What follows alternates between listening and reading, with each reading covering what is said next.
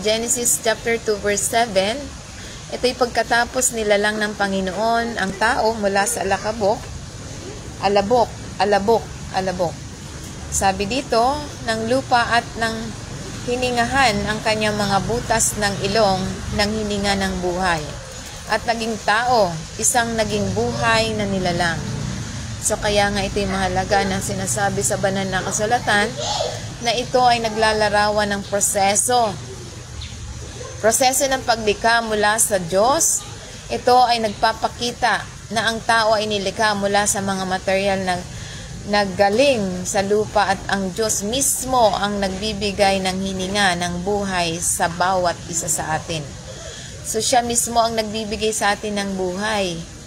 Ang hininga ng buhay na nabanggit dito ay nagbibigay ng buhay at kaluluwa sa tao na nagpapahiwatig na ang kanyang pagiging buhay at nilalang na may kakayahang mag-isip at magpasya.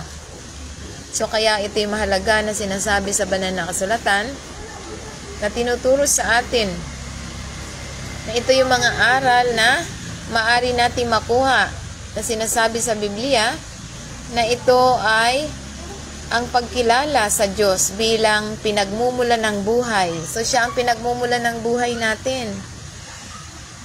At ang pagpapahalaga sa ating sariling buhay. So, kung pinapahalaga natin ang ating sariling buhay, dapat nating ingatan sa pamamagitan ng pangangalaga. So, paano natin mapapangalagaan ang ating sarili? Kung tayo'y walang direksyon, wala tayong direksyon mula sa Panginoon.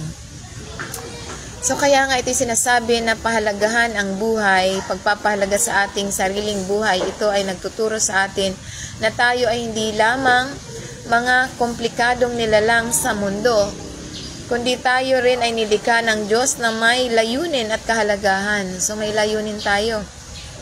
Ito rin ay nagpapahiwatig ng ating responsibilidad na pangalagaan at gamitin ang ating buhay sa paraang nakakalugod sa Diyos. So,